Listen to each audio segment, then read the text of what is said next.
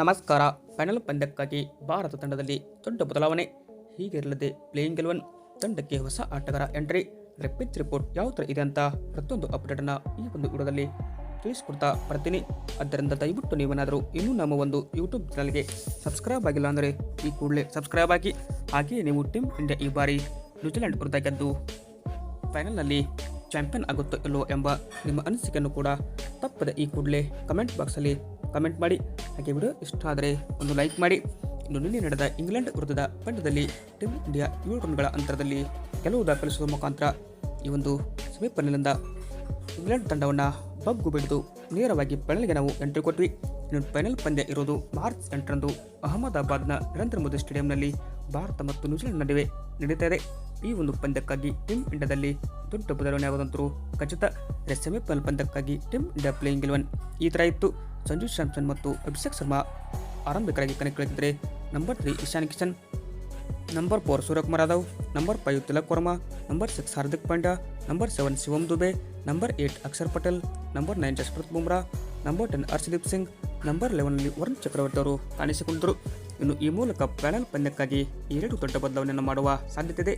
ಅಭಿಷೇಕ್ ಶರ್ಮಾ ಅವರ ಜಾಗಕ್ಕೆ ರಿಂಕು ಸಿಂಗ್ ಅವರನ್ನು ಕರೆತರುವ ಪ್ಲಾನ್ ಮಾಡಲಾಗಿದೆ ಎನ್ನಲಾಗಿದೆ. ಅಭಿಷೇಕ್ ಶರ್ಮಾ ಅವರು ಲೀಗ್ ಹಂತಗಳಲ್ಲಿ ಕೂಡ T20 ವಿಶ್ವಕಪ್ನಲ್ಲಿ ವೈಫಲ್ಯ ಅನುಭವಿಸಿದರು. ಅಂದರೆ ಬ್ಯಾಡ್ ರನ್ಸ್ ಮತ್ತು ಇಲ್ಲಿ ಸೂಪರ್ 8ನಲ್ಲೂ ಕಂಟಿನ್ಯೂ ಆಯಿತು. ಬಟ್ ಈಗ ಸೆಮಿಫೈನಲ್ ಪಂದ್ಯದಲ್ಲಿ ಕೂಡ ಅಭಿಷೇಕ್ ಶರ್ಮಾ ಅವರ ಬ್ಯಾಟ್ ಸದ್ಯ ಮಾಡಿಲ್ಲ. ಹೀಗಾಗಿ ಅವರನ್ನೇ ತಂಡದಲ್ಲಿ ಉಳಿಸ್ಕೊಳ್ತಾರಾ ಅಥವಾ ಅವರ ಜಾಗಕ್ಕೆ ರಿಂಕು ಸಿಂಗ್ ಅವರನ್ನು ತಂದು ಇಶಾನ್ ಕಿಶನ್ ಮತ್ತು ಸಂಜು ಸ್ಯಾಮ್ಸನ್ ಅವರನ್ನು ಓಪನ್ ಮಾಡ್ತಾರಂತ ಕಾದುಡಬೇಕಾಗಿದೆ. ಇನ್ನೊಂದು ಬದಲಾವಣೆ ಏನಪ್ಪ ಅಂದರೆ ವರುಣ್ ಚಕ್ರವರ್ತಿ. ಇನ್ನು ವರುಣ್ ಚಕ್ರವರ್ತಿ ಅವರು ಈ ಒಂದು T20 ವಿಶ್ವಕಪ್ನಲ್ಲಿ ಅಂದರೆ ಅವರ T20 ಕೆರಿಯರ್ನಲ್ಲಿ ಅತಿ ಹೆಚ್ಚು ದುಬಾರಿ ಬೌಲರ್ ಎನಿಸಿಕೊಂಡರು. 63 ರನ್ ಬಿಟ್ಟುಕೊಟ್ಟು ವರುಣ್ ಚಕ್ರವರ್ತಿ ಈ ಒಂದು ಇಂಗ್ಲೆಂಡ್ ವಿರುದ್ಧ ಹೀನಾಯ ಬೌಲಿಂಗ್ ಪ್ರದರ್ಶನ ಮಾಡಿದ್ದಕ್ಕಾಗಿ ಅವರ ಜಾಗಕ್ಕೆ ಕುಲ್ದೀಪ್ ಯಾದವ್ ಅವರನ್ನು ತರುವ ಪ್ಲಾನ್ ಮಾಡಲಾಗಿದೆ. ಬಟ್ 2 ಬದಲಾವಣೆ ಆದರೆ ಟೀಮ್ ಇಂಡಿಯಾ ಫೈನಲ್ ಗೆದ್ದು ಎಂಟ್ರಿ ಕೊಡ್ಬೋದು. ಹೀಗಾಗಿ ಈ ಬದಲಾವಣೆ ನಿಮ್ಮ ಪ್ರಕಾರ ಈಗ ಕಮೆಂಟ್ ಮಾಡಿ. ಬಟ್ ನಮ್ಮ ಟೀಮ್ ಇಂಡಿಯಾ ನನ್ನ ಪ್ರಕಾರ ಪ್ಲೇಯಿಂಗ್ 11 ನೋಡ್ತಾ ಬರೋದಾದರೆ ಸಂಜು ಸ್ಯಾಮ್ಸನ್ ಜೊತೆಗೆ ಆರಂಭಿಕರಾಗಿ ಇಶಾನ್ ಕಿಶನ್ ಬಂದರೆ, ಇಲ್ಲಿ ನಂಬರ್ 3 ಆಗಿ Suryakumar Yadav, number 4 Tilak Varma, number 5 Rinku Singh, number 6 Hardik Pandya, number 7 Shivam Dube, number 8 Axar Patel, number 9 Jasprit Bumrah, number 10 Harshdeep, number 11ನಲ್ಲಿ ಕುಲ್ದೀಪ್ ಯಾದವ್ ಇರಲಿದ್ದಾರೆ. ಬಟ್ ಇದು ನನ್ನ ಪ್ಲೇಯಿಂಗ್ 11 ಆದರೆ ನಿಮ್ಮ ಪ್ರಕಾರ ಟೀಮ್ ಇಂಡಿಯಾ ಫೈನಲ್ ಪಂದ್ಯಕ್ಕಾಗಿ ಯಾವ ಪ್ಲೇಯಿಂಗ್ 11 ಅಂತ ಕಮೆಂಟ್ ಮಾಡಿ. ಬಟ್ ಇದರ ಜೊತೆಗೆ ಪಿಚ್ ರಿಪೋರ್ಟ್ ನೋಡ್ತಾ ಬರೋದಾದರೆ, ಅಹಮದಾಬಾದ್ನ ನರೇಂದ್ರ ಮೋದಿ ಕ್ರೀಡಾಂಗಣ ಬ್ಲಾಕ್ ಸಾಯಿಲ್ ಪಿಚ್ ಆಗಿರುವುದರಿಂದ ಈ ಒಂದು ಪಿಚ್ ಟ್ರೂ ಬೌನ್ಸ್ ಅನ್ನು ಕೂಡ ನಾವು ಇಲ್ಲಿ ನೋಡ್ಬೋದು. ಹೀಗಾಗಿ ಯಾರು ಚೆನ್ನಾಗಿ ನಿಂತ್ಕೊಂಡು ಕೆಳಗಡೆ ರನ್ಸ್ ಆಡ್ತಾರೋ ಅವರಿಗೆ ಮಾತ್ರ ಈ ಒಂದು ಪಿಚ್ ಹೆಲ್ಪ್ ಆಗಲಿದೆ. ಬಟ್ ಮೇಲ್ಗಡೆ ಏನಾದರೂ ಹೊಡೆಯೋಕ್ಕೆ ಹೋದರೆ ಚಾನ್ಸ್ ತಗೊಳ್ತು ಅಂತಂದರೆ ಇಲ್ಲಿ ಔಟ್ ಆಗುವ ಸಾಧ್ಯತೆಯೂ ಕೂಡ ಇರ್ತಾ ಇದೆ. ಹೀಗಾಗಿ ಈ ಒಂದು ಪಿಚ್ ಮೇಲೆ ಸ್ಪಿನ್ನರ್ಸ್ಗಳು ಕೂಡ ಪ್ರಮುಖ ಪಾತ್ರವನ್ನು ಸೆಕೆಂಡ್ ಇನ್ನಿಂಗ್ಸ್ನಲ್ಲಿ ವಹಿಸ್ತಾ ಇದ್ದಾರೆ.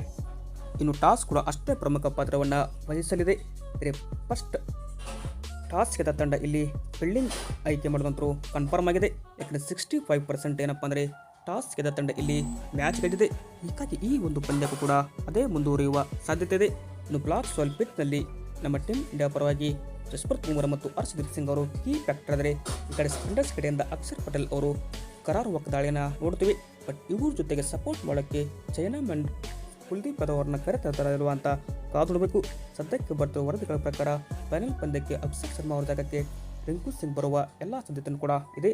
ಬಟ್ ಅದಾಗುತ್ತಾ ಇಲ್ವ ಅಂತ ಫೈನಲಲ್ಲಿ ಗೊತ್ತಾಗೋದು. ವಿಡಿಯೋ ಇಷ್ಟ ಆಯ್ತು ಅಂದರೆ ಲೈಕ್ ಮಾಡಿ. ಹಾಗೆ ಇದೇ ತರಹದ ಸ್ಪೋರ್ಟ್ಸ್ ಮಾಹಿತಿಗಾಗಿ ತಪ್ಪದೆ ನಮ್ಮ ಒಂದು ಯೂಟ್ಯೂಬ್ ಚಾನಲ್ಗೆ ಸಬ್ಸ್ಕ್ರೈಬ್ ಆಗಿ. Thank you.